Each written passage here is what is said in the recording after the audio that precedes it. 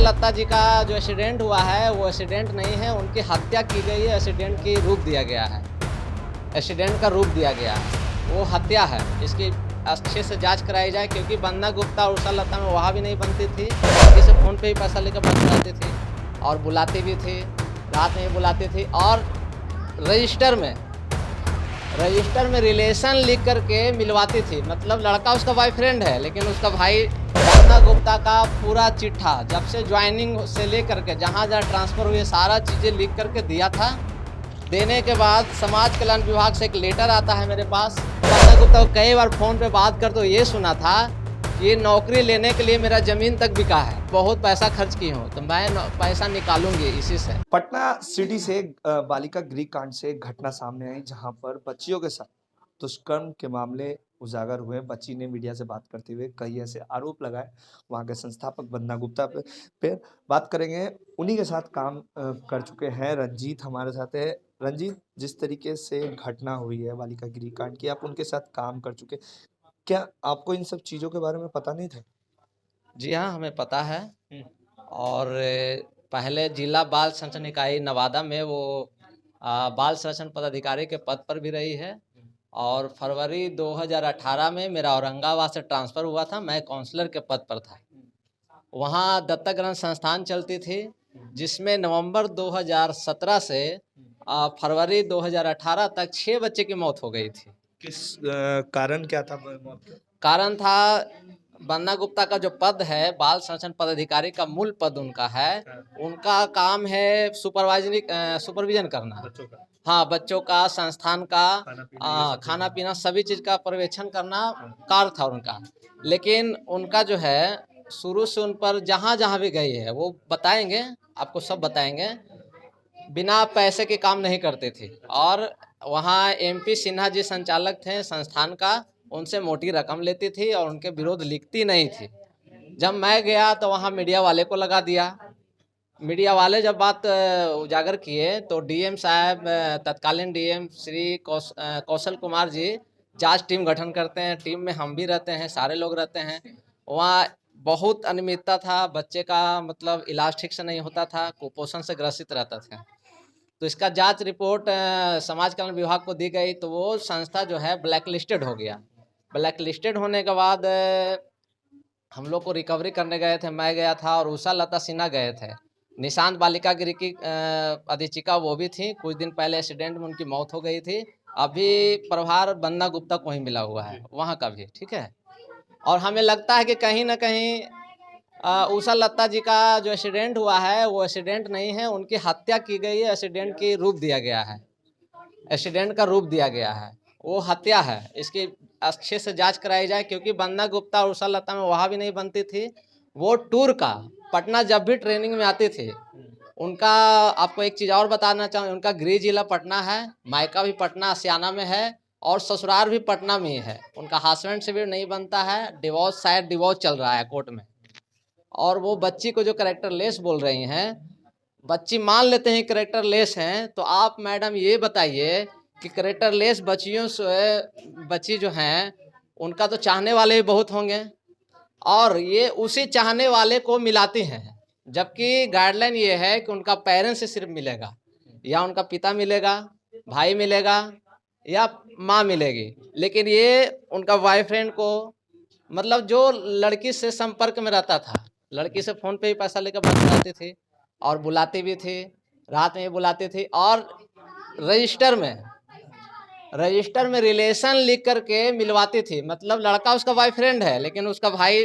तो आपको इन सब चीजों की जानकारी थी, तो क्या कभी आपने किसी के पास शिकायत की, पुलिस हाँ हो हाँ, या एकदम फिर एकदम। क्या? मैंने माई गवर्नमेंट ऐप्स है सेंट्रल गवर्नमेंट का, उस पर कोई भी पब्लिक रजिस्टर्ड कर सकता है। रजिस्टर्ड करने के पहले पूरा बायोडाटा अपना डालना होता है, मोबाइल पे OTP आती है, email पे आती है। तो मैंने उसी पे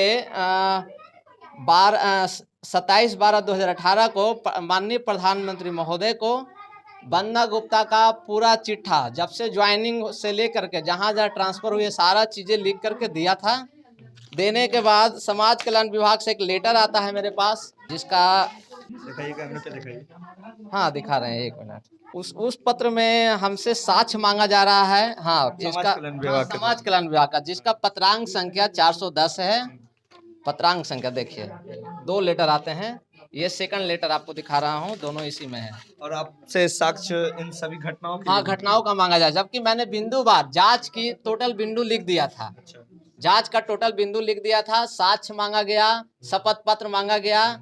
जबकि सीपी ग्राम पे माई गवर्नमेंट प्रधानमंत्री पर जब ऑनलाइन किया जाता है तो सारा वेरिफिकेशन करने के बाद ही ऑनलाइन होता है, इसलिए इसमें शपथ पत्र की कोई आवश्यकता ही नहीं थी। लेकिन अब ये मामला आई है तो मैं शपथ पत्र भी दूंगा। लड़की का बयान है, ये बहुत बड़ी साक्ष्य है। और मैंने प्रधानमंत्री महोदय को जो लिखा था उसमें टोटल उनका काला चिट्ठा। जब मैं नवादा में था तब बन्ना गुप्ता को कई बार फोन पे बात कर तो ये सुना था कि ये नौकरी लेने के लिए मेरा जमीन तक बिका है। अच्छा, ये नौकरी लेने के लिए बन्ना गुप्ता की हाँ बन्ना गुप्ता किसी से बात करती थी, मैं कई बार सुना हूँ। नौकरी लेने के लिए मेरा जमीन तक भी बिका है, बहुत पैसा खर्च की हूँ, तो मैं पैसा निकालूंगी इसी से। तो जाहिर सी बात है, नौकरी लेने के लिए बिहार एसएससी से इनका चयन हुआ था। वर्ष 2000 देखिए, ये वर्ष 2010 में स्नातक आप स्तरीय। कितने सालों से उनके साथ काम कर रहे थे? हम उनके साथ लगभग 3 महीना काम किए हैं। 3 महीना। उसके बाद जब ये सब पर कार्रवाई नहीं हुई, वहाँ भी जालसाजी की थी। अ, ये है थाना में भी आपने किया था? हाँ, थाना में किया था, नवादा थाना थाना में। सुना? थाना में एफआईआर नहीं लिया गया तो मैं क्यों नहीं लिया गया?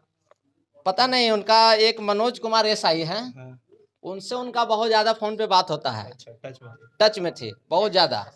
अगर उनका मोबाइल का सीडीआर निकाला जाए तब भी वो कितने लोग के संपर्क में है, कैसे कैसे लोग के संपर्क में तो है। ये घटना नवादा में भी जिस तरीके वाली बच्चे उनके साथ हो रही है, ये घटना नवादा में भी हो रही थी क्या, जब आप थे वहाँ उनके साथ? हाँ नवादा में हुआ था। नवादा में जब हम लोग रिकवरी करने गए थे, मैं, उषा लता सिन्हा और बन्ना गुप्ता भी गई थी। बन्ना गुप्ता वहां चली आई, 5 मिनट बाद एमपी सिन्हा को फोन आता है और उसके 10 मिनट बाद एमपी सिन्हा हमारे साथ और बाल संरक्षण पदाधिकारी और उषा लता सिन्हा के साथ मारपीट हुई थी। अच्छा, जिसका मैंने on call on the spot पे डीएम साहब को सूचना दिया। डीएम साहब एफआईआर दर्ज करवाएं, एफआईआर दर्ज हुई है। एमपी सिन्हा पर कार्रवाई भी हो रही है। मामला हाईकोर्ट में उसका बेल मिला है। सिविल कोर्ट नवादा में चल रही है। एफआईआर का भी कॉपी है मेरे पास। अब जब काम छोड़ दिया उनके साथ जी, तो जी। अचानक क्यों उनके खिलाफ? हाँ मैं बता रहा हूँ, उनका जून 2018 में उषा लता सिन्हा और बन्ना गुप्ता का दोनों का ट्रांसफर हो गया है। उषा लता सिन्हा जी का निशांत बालिका गृह में हुआ, उत्तर रक्षा गृह के ही बिल्डिंग बगल में है। और इनका उत्तर रक्षा गृह में अधीक्षिका के पद पे हुआ, पद के विरोध, मतलब कोई शायद समाज कल्याण विभाग में अधिकारी नहीं थे तो इन लोग को बना दिया गया। इनका मूल पद बाल संरक्षण पदाधिकारी है। इनका कार्य होता है सिर्फ सुपरविजन करना, ठीक है। ये सबसे पहले इनका पोस्टिंग 2014 में हुई थी आरा में, जिला बाल संरक्षण इकाई आरा में। आरा में इन पर भी पैसा लेने, अवगाही करने का आरोप लगा था। परवरिश योजना चलता है, परवरिश योजना डीसीपीओ के द्वारा चलता है। अंतरजातीय विवाह योजना चलती है, इस पर आरोप लगा था। फिर इनका 2014 में ट्रांसफर हो गया था। मोकामा में एक पहले बालिका गृह चलती थी संस्था के द्वारा, मोकामा में चलती थी, उसमें इनका पर्यवेक्षण कार्य हेतु लगाया गया है। वहाँ भी इन पे इसकी जांच की जा सकती है, इनका फाइल में लिखा होगा। अगर पुराना पूरा लिखा है, जिस तरह समाज कल्याण विभाग लड़की का ब्यौरा निकाल देते हैं कि ऐसी है वैसी है, यहाँ से आई वहाँ से आई, एक बार आग्रह करूंगा कि बन्ना गुप्ता का पूरा बायोडाटा निकाला जाए, जब से ज्वाइनिंग से लेकर के कहाँ कहाँ क्या क्या आरोप लगा इनका निकाला जाए। इनका फैमिली में क्या हो रहा है, हस्बैंड सिक्योरिटी वॉच का केसेस चल रहे हैं, ये भी निकाला जाए। दूसरे को करेक्टरलेस बोलने से नहीं होगा। अगर करेक्टरलेस है तो आप उसको दूसरे लड़का से क्यों मिला रही हैं, भाई बनाकर, पिता बनाकर। ये शातिर इतनी है कि रजिस्टर मेंशन कर देती है। अधिकारी जाते हैं तो रजिस्टर जांच करते हैं, रजिस्टर जांच करते हैं। रजिस्टर पर तो सारा दिन लिखा हुआ रहता है भाई मिलने आया है, लेकिन भाई तो लिख दी ना। मतलब कहने का मतलब है, लड़की जो है उसका पूरा काउंसलिंग सीट रहता है, उस पे उसका परिवार का पूरा ब्यौरा रहता है, भाई कितने उम्र का है, क्या नाम है। अब कोई भी लड़का, जैसे हम ही गए मिलने, मान लीजिए लड़की से मेरा पहले से कांटेक्ट है, कोई केस में आ गई है, वो गार्जियन क्या नहीं जाना चाहे, माननीय न्यायालय के आदेशानुसार शेल्टर होम में भेज दिया गया। अब लड़की हम जी जी लड़की हमसे संपर्क करना चाहिए तो वो फोन पे भी बात कराएगी पैसा लेकर। और हमसे मिलने के लिए पैसा लेगी, और हमारा एंट्री किस में होगा कि ये इस लड़के का भाई है, जबकि ओरिजिनल में भाई नहीं रहता है। तो आपने इसकी सारी जगह शिकायत भी की? हाँ, शिकायत किए हैं। पीएमओ के हाँ, पास जब आपने भेजा था तो क्या उस पे कोई रिस्पॉन्स मिला था? नहीं नहीं, ये तो लेटर बताए ना, हम ही से साक्ष्य मांगा जाने लगा। अच्छा, हाँ तो देखिए, समाज कल्याण को ना आपने जब लेटर दिया था तो साक्ष्य आपसे मांगा पीएमओ गया था? का जो है ये देखिए किए थे वहां से, हाँ। सेक्रेटरी सोशल वेलफेयर को फॉरवर्ड किया गया था, ये मैंने निकाला है। हम्म। और मैंने आरोप लगाया था, एक तो इनकी नियुक्ति जो पैसा खर्च की है, ये हो सकता है अपने जगह पर तो किसी और को बैठाई होगी परीक्षा में, या कुछ भी सेटिंग से नौकरी ली है। बाकी 2014 का मामला बता दिया, नवादा का बता दिया। अब आपको बताते हैं कि मूल मेरा क्या था। ये है 2018 में इनका स्नातक जो अभी भी है उत्तर रक्षा गृह पटना में हुई है। यहाँ श्रीमती वंदना गुप्ता की रवैया अवैध पैसों की उगाही करने का ही है। 2018 सितंबर माह में दिनांक 10 से 17 के बीच रात्रि लगभग 9 से 11 बजे के बीच बाहर से 2 युवकों को बुलाई थी। वो रुमाल बांध के आया था अंदर, गार्ड दरवाजा खोला था। ये कहाँ से सोर्स है, हमको खबर मिली, बताएंगे, ये भी बताएंगे। बुलाई थी उत्तर रक्षा गृह में रह रही किसी लड़की से मिलने के लिए। ये माजरा देख अन्य रह रही लड़कियों का एक समूह भड़क गई और काफी हल्ला हंगामा हुआ था। लड़का लोग भाग खड़ा हुए थे तथा श्रीमती वंदना गुप्ता के आवासित कमरा में पहले से एक पुरुष और एक महिला मौजूद था, जो भी भाग खड़े हुए। और अन्य लड़कियों ने वंदना गुप्ता की जमकर पिटाई कर दी थी, पिटाई थी भी उस दिन।